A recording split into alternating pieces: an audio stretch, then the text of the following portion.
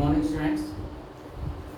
आज हम जैसे कि आपको पता है कि लास्ट जो क्लास थी उसमें हमने आपको एल्के हैलाइडों की एसेंटोपैरा की प्रतिक्रियाशीलता का क्रम समझाया था। ठीक है, उसका रीजन हमने सारा समझाया था। ठीक है, तो अब इसी में ही उसका जो लास्ट लिखा हुआ था, जो मैंने एंड में लिखाया था, उसके बाद का जो है आपको क्या लिखना है वो मैं आपको लिख देता हूँ। इसलिए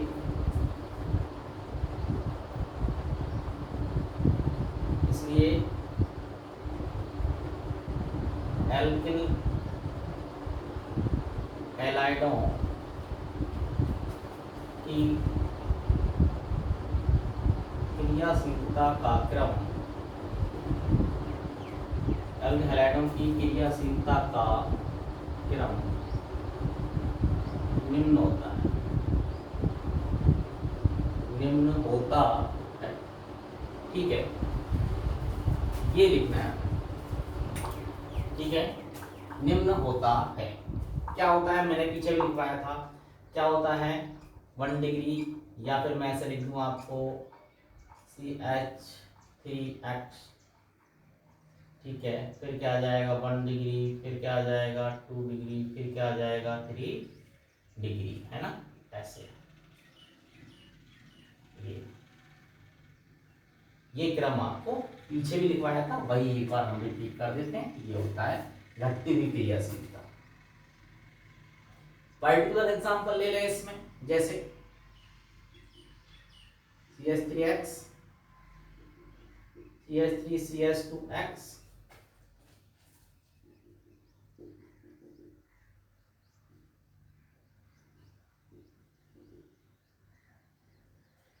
3।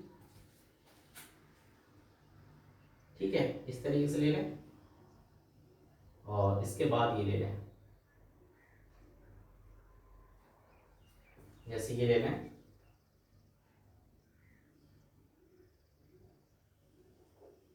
मैं यहाँ पर इसको ऐसे लिखूं, चलो इसको ऐसे लिख देता हूँ यहाँ X। ठीक है, इस क्रम में लिख देता हूँ और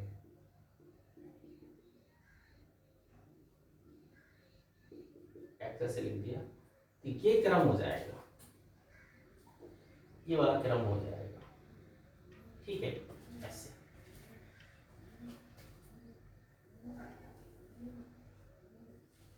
SN2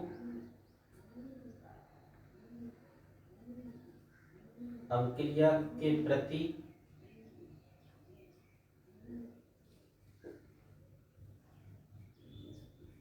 घटती हुई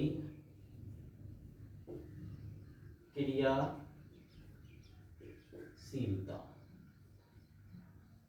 ठीक है, ये हम लिख सकते हैं। ठीक है, देखो एज इट ये हमारे सब श्रेणी में आ रहे हैं, 1 डिग्री तक की श्रेणी में आ रहे हैं। ये हमारा 2 डिग्री में आ गया, तो ये किस में आ गया 3 डिग्री में आ गया। ठीक है, ऐसे मान के चलना है भाई। ये हमारे एज इट भाई 1 डिग्री की तरह है। ये प्राइमरी कार्बन से हेलोजन जुड़ रहा है, और ये सेकेंडरी, और ये हमारे टर्सरी। ठीक है, यहां पर आप देखिए कार्बन के साथ केवल हाइड्रोजन परमाणु है, त्रिविम बाधा सबसे कम है। यहाँ पर क्या है, एक एल्किल समूह आ गया, यानी मैथिल समूह आ गया, त्रिविम बाधा बढ़ गई। यहाँ कितने आ गए, 2 आ गए, त्रिविम बाधा और बढ़ गई। यहाँ कितने आ गए, 3 आ गए, त्रिविम बाधा और बढ़ गई। सही है ना, इस तरीके से आप देख सकते हैं। ठीक है, त्रिविम बाधा बढ़ गई तो क्रियाशीलता उधर सबसे कम हो गई। ठीक है ना, ये चीज याद रखिए।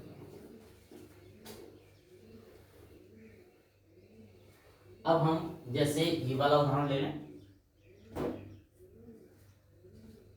जैसे ये हमारे पास CH3, CH2, CH2X, ये इससे ज्यादा क्रियाशील होगा।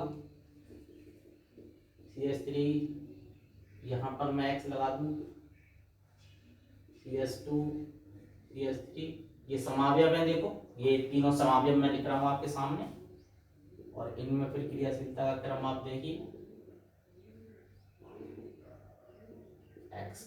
X बराबर X सेम है, यहाँ X क्या है, सभी में समान है, सभी में X परमाणु क्या है, समान है, तो क्रियाशीलता का ये वाला क्रम हो जाएगा, याद रखना आपको, ठीक है ना। X परमाणु क्या होगा यहाँ, समान, ठीक है ना। X परमाणु क्लोरीन, फ्लोरीन, ब्रोमीन सब समान ही होंगे इसके अंदर, सही है, इस तरीके से समझ लेना है। तो ये क्रियाशीलता का क्रम आपको समझ में आया, ठीक है। तो इस तरीके से आप लिख सकते हैं। तो हम ये भी लिखेंगे कि प्राथमिक एल्कलाइड की क्रियाशीलता SN2 प्रति क्या होती है, सबसे अधिक होती है, और तृतीयक एल्कलाइड की क्रियाशीलता सबसे कम होती है। ये अब हमें इसमें लिखना है।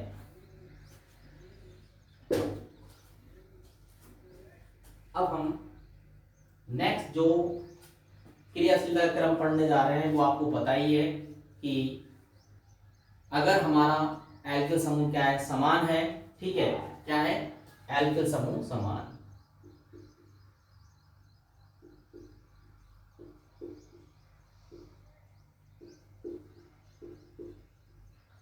एल्किल समूह क्या है, समान हो तो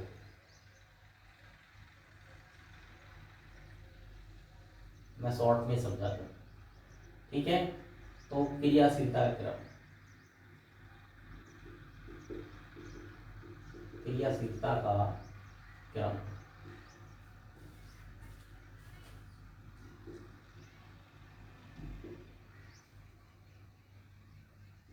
तो क्या होगा, देखो RI RBR R क्या हो जाएगा यहाँ, CL R, ठीक है, यही रहेगा घटती हुई क्रियाशीलता।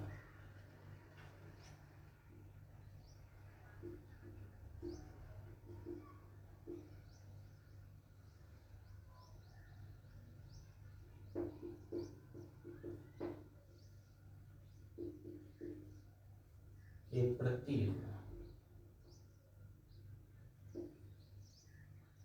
घटती हुई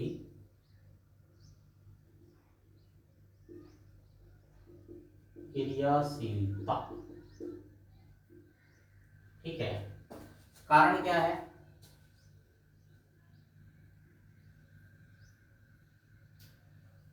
CI की बंध वियोजन ऊर्जा,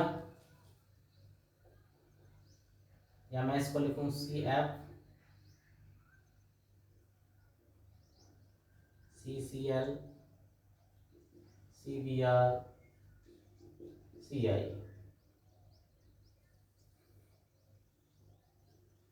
बंध वियोजन ऊर्जा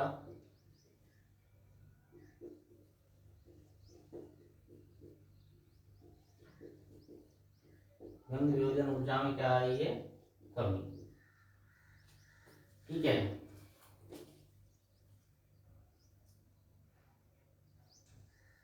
I- सबसे अच्छा, वही पॉइंट यहाँ लिखने हैं, क्या है, अवशिष्ट समूह है, सबसे अच्छा, सबसे अच्छा हमारा क्या है भाई, अपशिष्ट क्या है, समूह है, लीविंग ग्रुप है,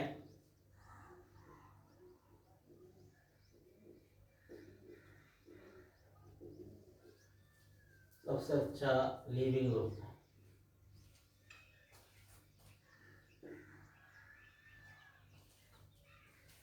इसलिए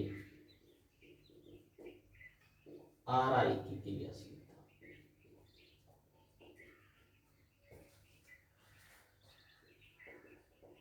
RI की क्रियाशीलता सबसे अधिक होती है, RI की क्रियाशीलता सबसे अधिक होती है।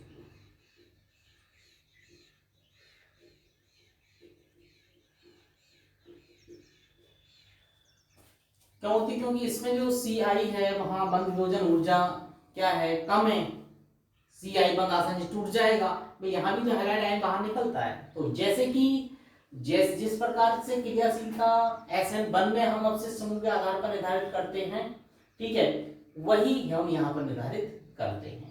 और हमारी बात, तो ये चीज आपको याद रखिए,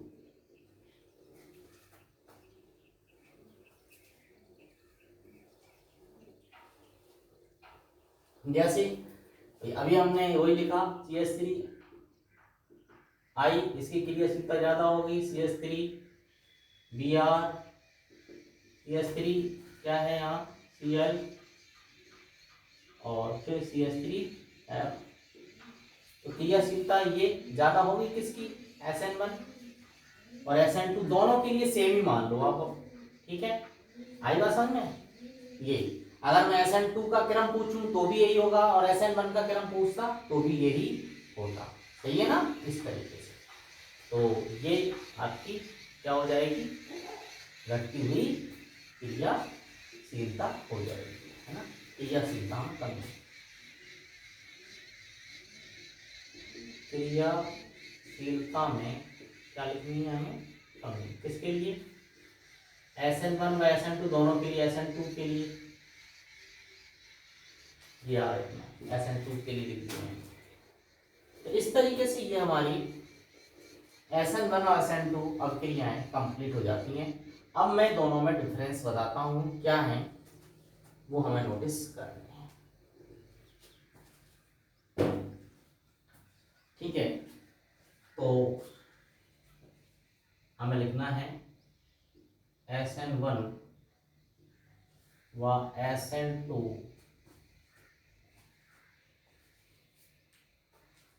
अब क्रिया में अंतर,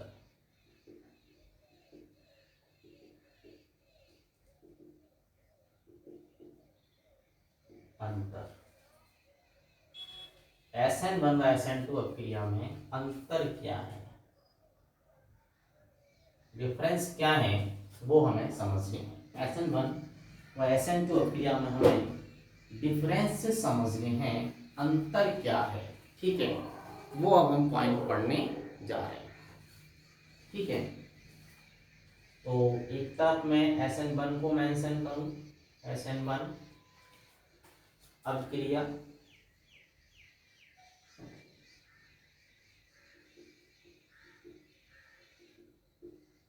इधर हो जाएगी SN2 अब क्रिया,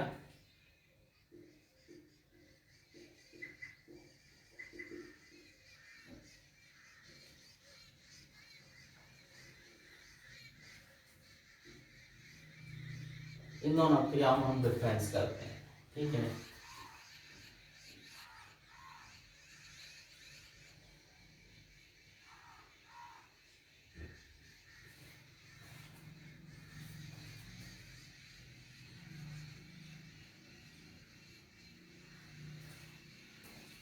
पहला पॉइंट लिखें अगर हम, तो देखो याद करो, आप स्टेप याद करो, ये एक पद में संपन्न होती है,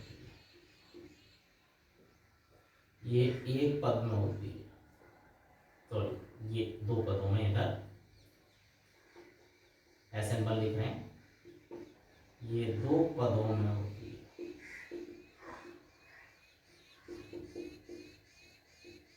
इसमें होती है देखो दो पदों में। रीजन क्या होता है, अभी हम SN2 पढ़ रहे थे तो वो माइंड में सेट रहता है, वे हम SN2, तो SN2 एक पद में होती है, तो ये एक पद में होती है,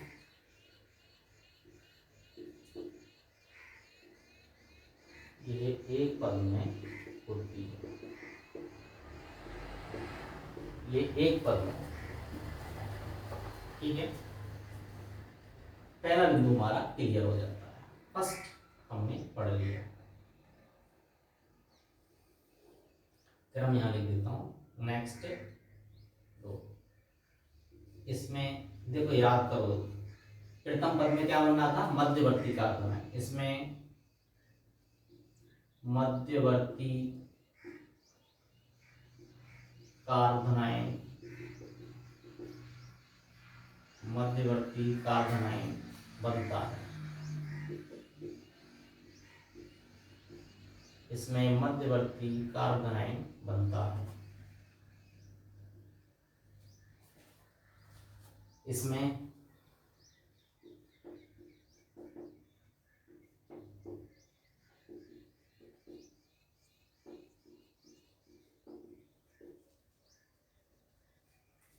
संक्रमण अवस्था आती है,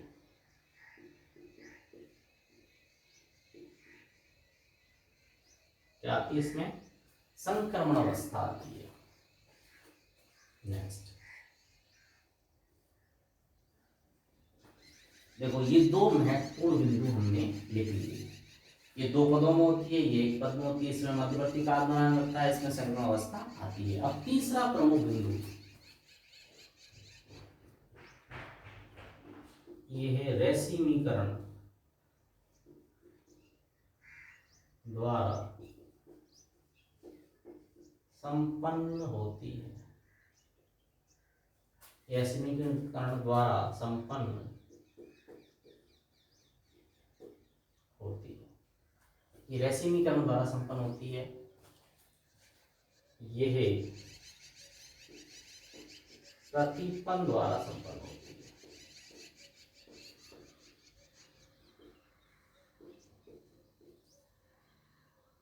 किसके द्वारा संपन्न होती है भाई?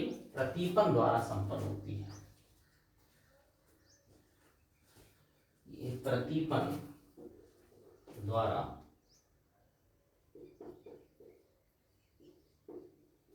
संपन्न होती है। ठीक है, नेक्स्ट हमारा है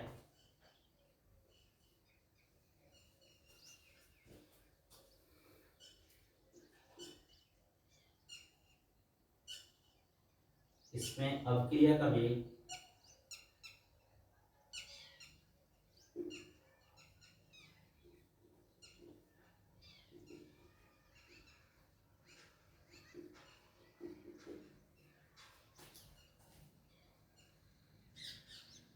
एल्केहलाइड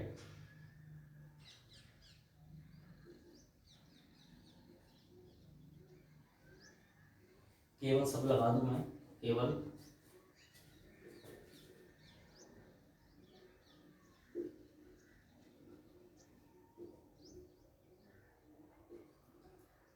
RX की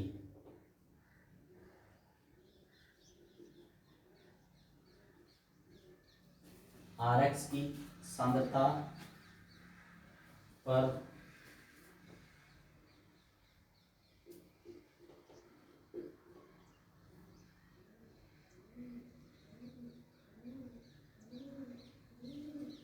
RX की सांद्रता पर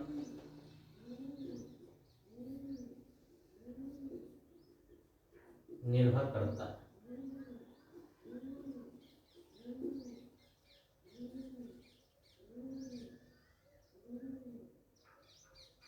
वेग R समानुपाती RX। ठीक है, इसमें अवक्रिया का वेग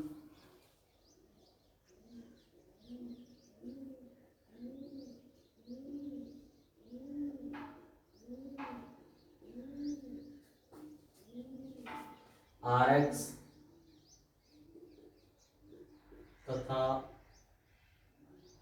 नाभिक स्नेही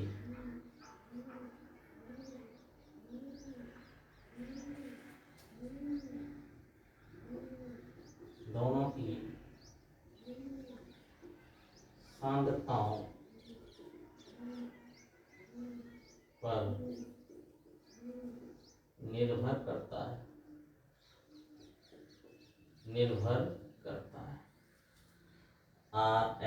R जो वेग है हमारा अक्रिय वेग कहूँ, R समानुपाती RX एंड ठीक है, दोनों पर निर्भर करेगा।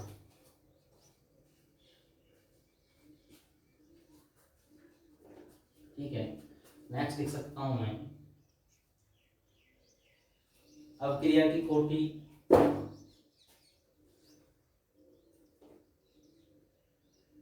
इसकी कोटि लिख सकता हूं मैं,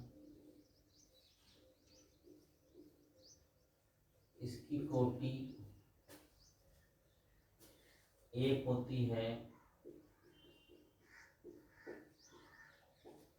इसकी कोटि दो होती है।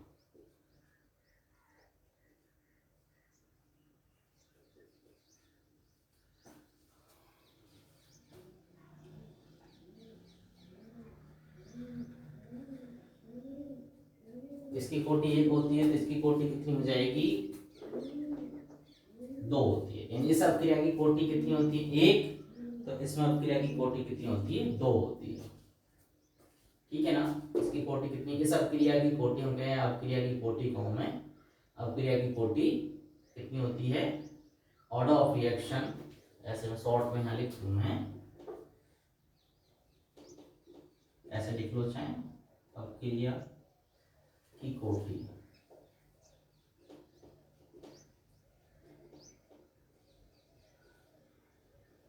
यहाँ भी लिख सकते हैं हम, ऐसे भी समझो आप।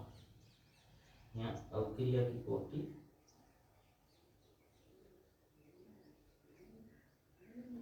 अपक्रिया की कोटि कितनी होगी इधर? 2 होगी। क्रियाशीलता का क्रम नेक्स्ट लिखते हैं हम,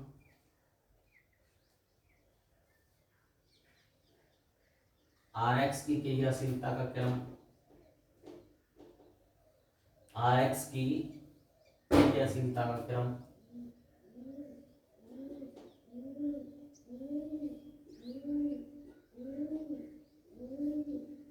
क्रियाशीलता का क्रम, Rx की क्रियाशीलता क्रम क्या हो जाएगा? देखो सी सबसे ज्यादा 3 डिग्री हो जाएंगे, 3 to 1, यहाँ लिख दो 3 डिग्री, 2 डिग्री, 1 डिग्री। और यहाँ पर Rx की क्रियाशीलता क्रम, Rx की क्रियाशीलता का क्रम क्या हो जाएगा? 1 डिग्री, 2 डिग्री एंड 3 डिग्री, ये हो जाएगा। इस तरीके से हम SN1 और SN2 अभिक्रिया में डिफरेंस लिख सकते हैं, समझ सकते हैं। ठीक है, दोबारा समझ लें, ये 2 पदों में होती है, ये 1 पद में होती है। इसमें मध्यवर्ती कार्बन आयन बनता है। हम ऐसे भी लिख सकते हैं कि इसमें मध्यवर्ती कार्बन आयन नहीं बनता है, बल्कि संकर्ण अवस्था आती है। क्लियर? ऐसे लिख सकते हो। ये रेसिमीकरण द्वारा संपन्न होती है, तो ये प्रदीपन द्वारा संपन्न होती है। मेन जो हम लक्षण है उनको हमें मेंशन करना चाहिए। इसमें अपक्रिया का वेग, या डायरेक्ट कह सकता हूं मैं अपक्रिया का वेग एल्डिहाइड हैलाइड की, डायरेक्ट कैसे कह सकता हूं? देखो अपक्रिया का वेग डायरेक्ट शॉर्ट में कह दो आप, एल्डिहाइड हैलाइड की सांद्रता पर निर्भर करता है, और यह अपक्रिया का वेग एल्डिहाइड हैलाइड तथा नाभिक स्नेही दोनों की सांद्रताओं पर निर्भर करता है। या इस अपक्रिया का वेग ऐसे कह सकते हैं हम, है ना? इस अपक्रिया का वेग ऐसे भी कह सकते हो आप, यहाँ इस शब्द लगा करके, इस अपक्रिया का वेग। ठीक है, ऐसे। फिर अपक्रिया की कोटि 1 होती है। इस अपक्रिया की कोटि कितनी होती है? 1 होती है। और इस अपक्रिया की कोटि कितनी होती है? 2। यहाँ ऐसे भी लिख सकते हो, देखो कंप्लीट लिखो, तो मैंने संक्षेप में लिखने का प्रयास किया था, तो आपको अच्छा लगे तो ऐसे लिख दो। इस अपक्रिया की कोटि 2 होती है। और इस अपक्रिया में एल्डिहाइड हैलाइड की क्रियाशीलता का क्रम ये होता है, और एल्डिहाइड हैलाइड की क्रियाशीलता का क्रम ये होता है। सही है? इस तरीके से आपको ये अंतर देने हैं। ठीक है, लिख सकते हो, ये इंप्रूवमेंट है। देखो जितना अच्छा लिख सको आप लिख सकते हो। मैं संक्षेप में लिख देता हूँ, प्रयास ये रहता है कि आपको अच्छे तरीके से लिखवाया जाए। अब हम हमारे प्रमुख बिंदु की ओर चलते हैं, और वो है नाभिक स्नेही प्रतिस्थापन अपक्रियाओं के उदाहरण। ऐसी कौन सी नाभिक स्नेही प्रतिस्थापन अपक्रियाएं हैं जिनको हम एग्जाम्पल द्वारा समझ सकते हैं? ठीक है, कौन कौन सी हैं? तो अब हम नेक्स्ट हेडिंग पढ़ने जा रहे हैं, नाभिक स्नेही प्रतिस्थापन अपक्रियाओं के उदाहरण। नाभिक स्नेही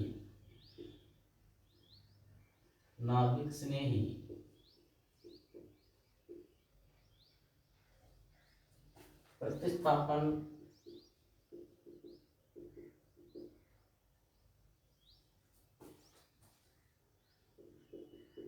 अभिक्रियाओं, नाभिक स्नेही प्रतिस्थापन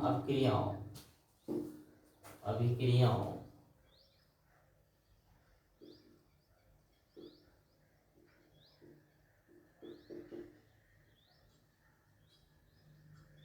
के उदाहरण।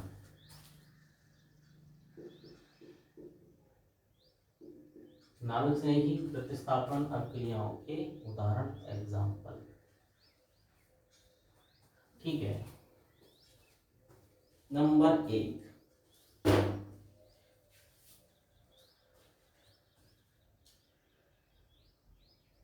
पहला पढ़ने जा रहे हैं, जलीय KOH के साथ अभिक्रिया। जलीय KOH मतलब पोटेशियम, मैं नीचे लिख दूंगा इसके इनके नाम, मैं यहाँ अभी इतना ही लिख जाऊँ, जलीय KOH, ठीक है, या NaOH, ठीक है, एक ही बात है, मैं आगे नीचे समझा दूंगा। KOH के साथ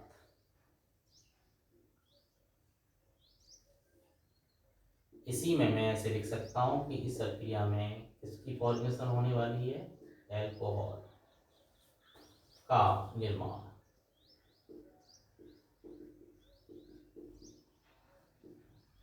ये होने वाला है, ठीक है। एल्कोहल की फॉर्मेशन होती है, मैं रिएक्शन ही लिख रहा हूं डायरेक्ट, RX प्लस KOH, इसको एक क्यों लिख देता हूं, एक्वस, एक्वस मीन जलीय।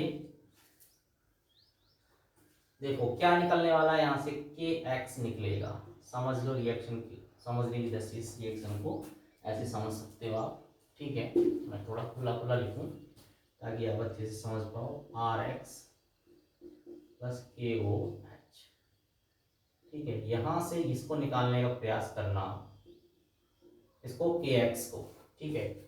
ये एक्वस है, एक क्यों लिखेंगे, क्या बनेगा, एल्कोहल, ROH, ये एल्कोहल हो गया, और ये KX हो गया, एल्कोहल बनेगा। ये जलीय क्षारों द्वारा जल अपघटन हो रहा है, ठीक है, क्षारीय जल अपघटन मान सकते हैं इसको, ठीक है। इस तरीके से ये अल्के हैलाइड है, एल्किल हैलाइड, ये पोटेशियम हाइड्रोक्साइड है, जलीय है, याद रखना है। देखो यहाँ ये कुछ चीजें जरूर दिमाग में बिठानी है कि कैसा है, जलीय है, एक्वस है ना, ये दिमाग में बिठाए रखना है, ठीक है। एल्कोहल फॉर्मेशन हो रही है, ये पोटेशियम हैलाइड है, पोटेशियम हैलाइड है, ठीक है। तो क्या कह सकते हो आप कि जब एल्केहाइड की क्रिया जलीय पोटेशियम हाइड्रोक्साइड के साथ कराते हैं तो अल्कोहल का निर्माण होता है। किसका निर्माण होगा, यहाँ अल्कोहल का निर्माण होता है।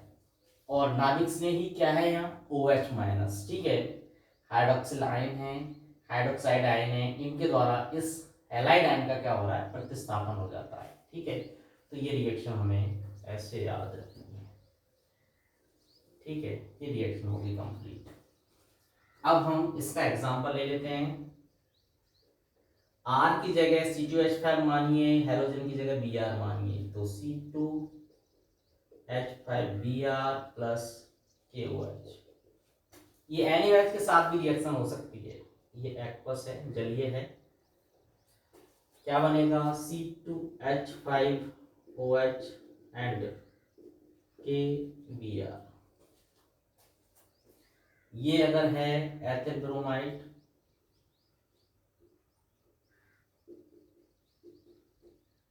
इसका नाम मैंने लिख ही दिया, ये एथिल अल्कोहल है, एथिल,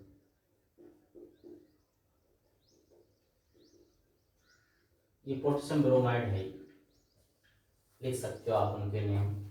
तो इस तरीके से ये एग्जाम्पल कंप्लीट करता है, ठीक है। अब आप यही रिएक्शन किसके साथ करवा सकते हो, किसके साथ करवा सकते हो, NaOH के साथ भी कंप्लीट करवा सकते हो, ठीक है। NaOH के साथ भी रिएक्शन हो सकती है।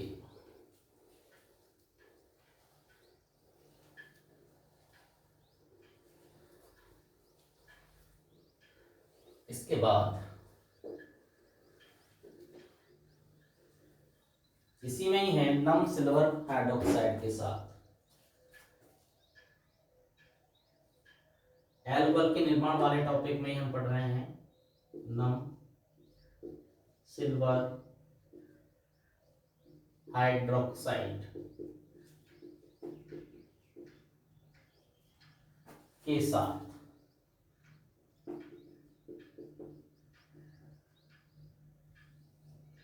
यहां भी अल्कोहल का निर्माण होने वाला है, ठीक है। देखो नम सिल्वर ऑक्साइड क्या होता है ये मैं पहले रिएक्शन में लिखूं, उसके बाद आपको क्लियर करवाऊंगा। रिएक्शन विद AgOH के साथ कराएंगे।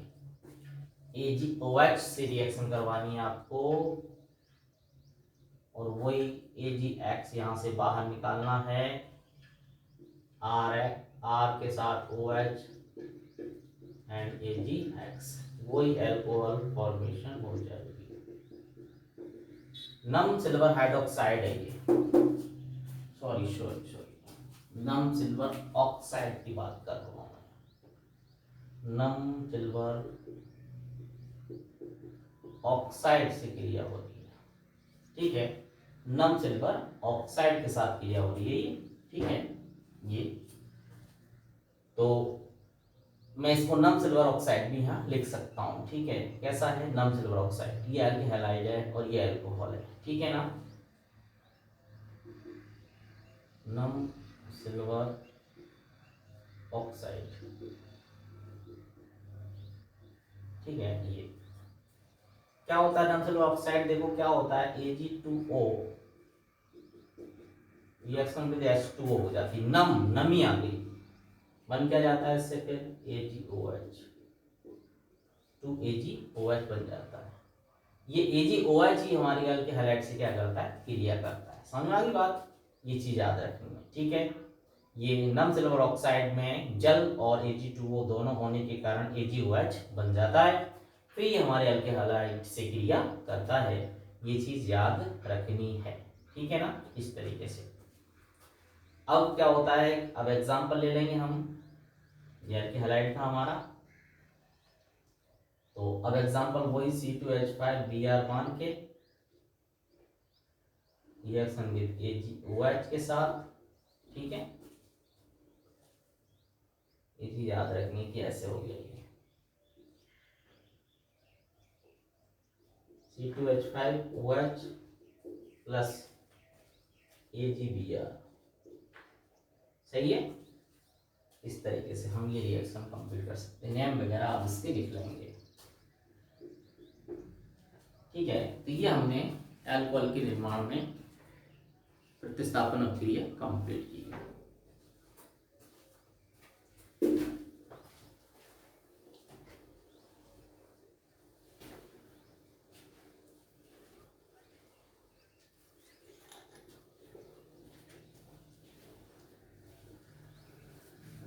अब इसके अगली जो हमारी प्रतिस्थापन क्रिया है, ये तो हो गई अल्कोहल का निर्माण, ठीक है। अब अगली प्रतिस्थापन क्रिया की ओर चलते हैं, वो है ईथर का निर्माण।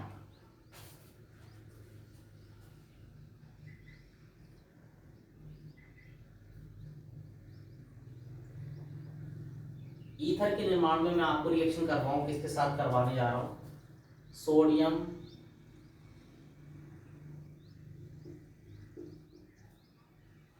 एल्कोक्साइड,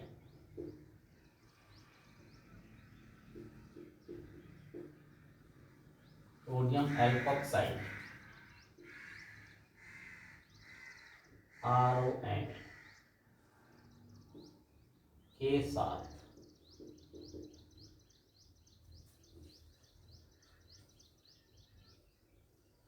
क्या होगा, ईथर का निर्माण होने वाला है। ईथर का निर्माण देखो मैं एक सही पैटर्न में आपको करवा रहा हूँ, ठीक है। एक सही पैटर्न में, मतलब एग्जाम में ऐसे रिएक्शंस आती है कि इसके साथ इसके साथ इसके साथ इसके साथ, ऐसे आपको रिएक्शन याद रखनी है। हो क्या रहा है आगे मैं लिखवा रहा हूँ, ईथर का क्या होता है, निर्माण होता है, सही है। सोडियम एल्कोक्साइड ये हो गया, इसे हम आगे विलियमसन संश्लेषण भी कहेंगे, ठीक है। यही विलियमसन संश्लेषण होगा। रिएक्शन समझिए आर एक्स प्लस, मैं लिखने का तरीका थोड़ा सा अच्छे से लिख लूं, NaOR डैश, ठीक है, NaOR डैश ऐसे, ठीक है, NaOR डैश हो गया। ये प्लस होता है और इस पे क्या होता है, माइनस होता है। समझ में आ रही बात? तो प्लस माइनस को ज्यादा दिमाग में मत रखो। तो Na तो हमेशा किसके साथ जाएगा, किसके साथ जाने वाला है, x के साथ। लिखने में मैंने थोड़ा चेंज करके लिखा है, मैंने समझाने की दृष्टि से Na को इधर लिख दिया, OR को इधर लिख लिया, सही है। इसको अब हम लिख रहे हैं ROR डैश प्लस NaX, ये बन गया ईथर। ईथर में एक ऑक्सीजन परमाणु दो एल्किल समूहों से जुड़ा होता है, यहाँ इतना समझना है हमें, ठीक है। ईथर, ये सोडियम एल्कोक्साइड हो गया, सोडियम एल्कोक्साइड हो गया, ये एल्केहाइड हो गया।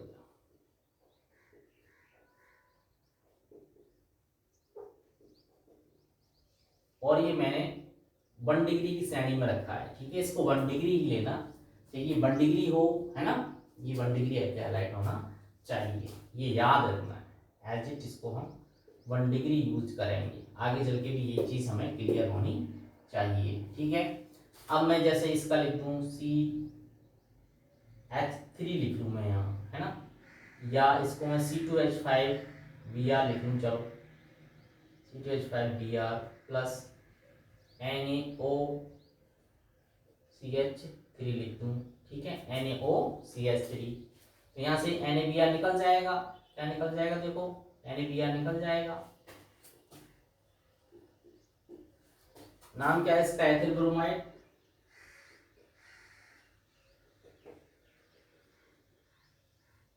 ये क्या है, सोडियम मेथॉक्साइड, सोडियम मेथॉक्साइड। क्या बनेगा, C2H5OCH3 प्लस NaBr। इसका नाम क्या हो गया, इसका नाम हो गया मेथॉक्सी एथेन, मेथॉक्सी एथेन,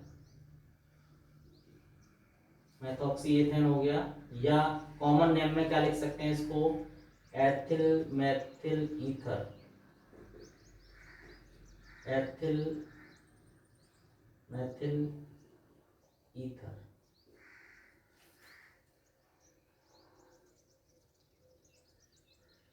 ठीक है, इस तरीके से हम लिख सकते हैं इसको, ठीक है।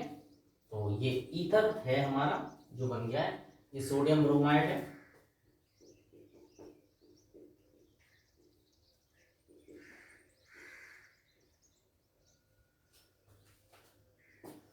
ठीक है। इस तरीके से इसको हम कंप्लीट कर सकते हैं। इस सब क्रिया को क्या कहते हैं, विलियमसन संश्लेषण कहते हैं। इस सब क्रिया को क्या कहा जाएगा, विलियमसन संश्लेषण। हम आर सेम भी ले सकते हैं, आर सेम कैसे ले सकते हैं, देखो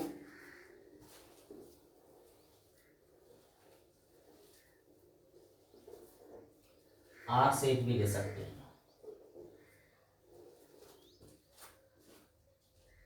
जैसे अगर आप हमारे इसकी क्रिया C2H5, मैंने Br लिया है, यहाँ क्या ले लूँ C2H5। देखो ऐसे लिखने का एक मेथड, और ये भी एज एग्जाम में ऐसे भी आ सकता है। तो हमें तो Na को Br के साथ निकालना है, बात खत्म है, ठीक है।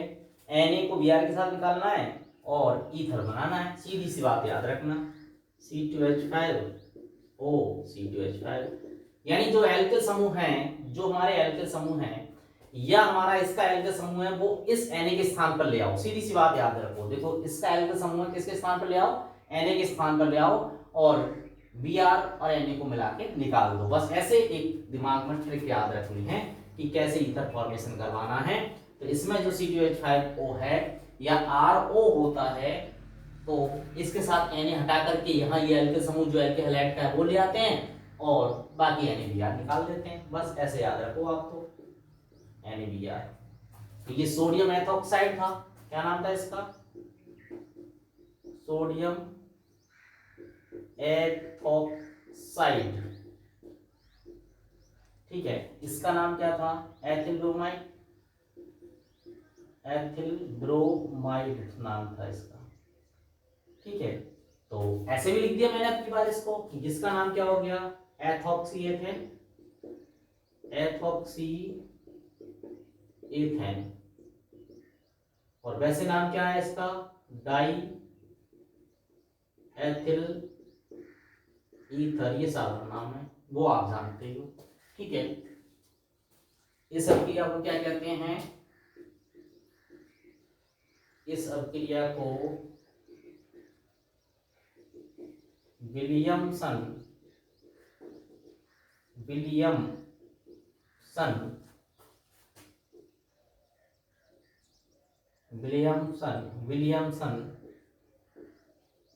संश्लेषण कहते हैं। इस सब क्या कहते हैं, विलियमसन संश्लेषण कहते हैं, याद रखना, ठीक है। ये हम कह सकते हैं कि इसके द्वारा हम ईथर का निर्माण करा सकते हैं, ठीक है। इसके द्वारा ईथर की फॉर्मेशन करा सकते हैं। इस तरीके से हमने सीखा। इसी में ही तो नेक्स्ट जो हम मेथड पढ़ने जा रहे हैं वो क्या है, इसी में ही मेथड है। जैसे समझ लो ये थर्ड टाइप ऑफ रिएक्शन आ गई, तो फोर्थ टाइप ऑफ रिएक्शन क्या आएगी, शुष्क सिल्वर ऑक्साइड,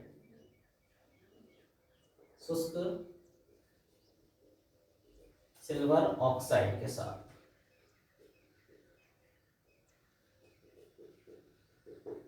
इसका निर्माण होता है ईथर का।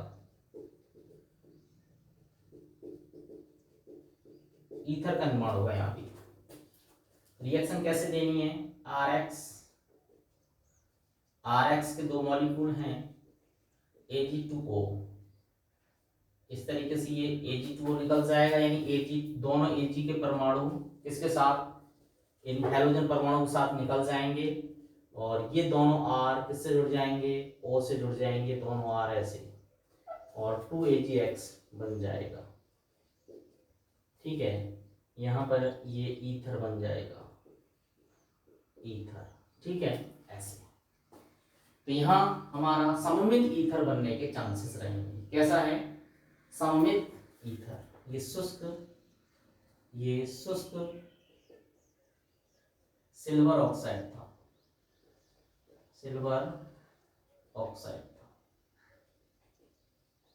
शुष्क सिल्वर ऑक्साइड था, ठीक है ना। इस तरीके से ईथर फॉर्मेशन हो जाएगी। इसका एग्जांपल आप C2H5Br मान के दे सकते हैं, ठीक है। बाकी की जो रिएक्शंस हैं, प्रतिस्थापन अभिक्रियाएं हम कल पढ़ेंगे। यहाँ तक आपको अच्छे से इनको कंप्लीट करना है, ठीक है। क्लास को यहीं क्लोज करते हैं।